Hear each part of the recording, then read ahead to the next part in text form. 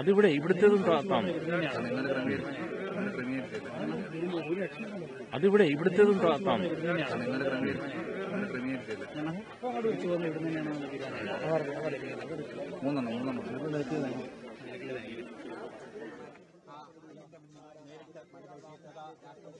പുറത്തേക്ക് ഇറങ്ങിയിട്ടുള്ളതാണ് നമുക്ക് മനസ്സിലാക്കാനായിട്ട് സാധിക്കുന്നത്.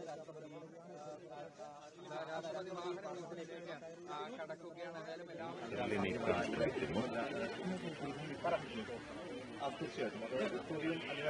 ഫയർഫോഴ്സും ചേർന്ന്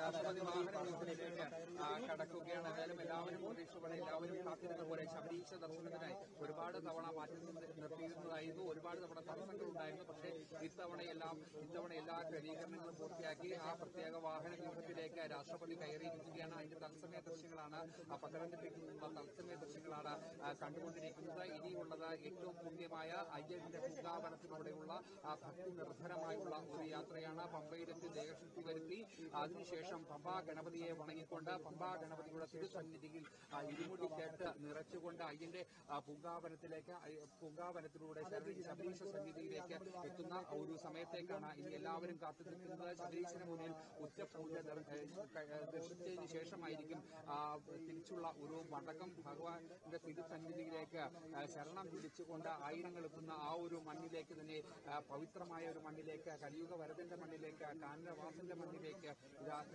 രാജ്യത്തിന്റെ രാഷ്ട്രപതി ഇവിടെ നിന്നും പത്തനംതിട്ടയിൽ നിന്നും മടങ്ങുകയാണ്. ആ യാത്രയിലേക്കാണ്, യാത്ര ഇവിടെ നിന്നും തുടങ്ങുകയാണ്. അതിന്റെ തത്സമയ ദൃശ്യങ്ങളാണ് ഇപ്പോൾ കണ്ടുകൊണ്ടിരിക്കുന്നത്. തീർച്ചയായിട്ടും രാഷ്ട്രപതി വാഹനം നീങ്ങി തുടങ്ങിയിട്ടുണ്ട്.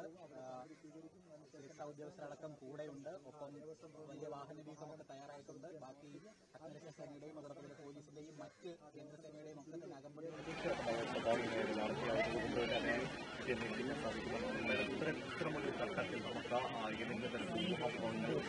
പോലീസ് എത്തി ചെല്ലി നീക്കാൻ ശ്രമിക്കുന്നു.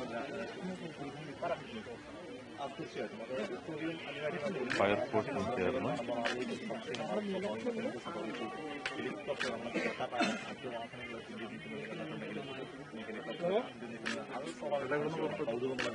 നിലക്കൂടെ ലാൻഡിംഗ് മാറ്റിയതോടെ രാവിലെ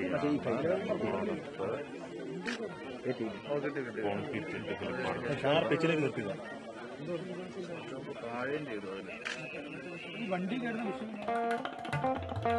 দেশ থেকে বিদেশ, জেলা থেকে ব্লক, রাজনীতি, খেলা, বিনোদন সমস্ত খবরে টাটকা আপডেট পেতে সাবস্ক্রাইব করুন আমাদের চ্যানেল হলদিয়া লাইভ।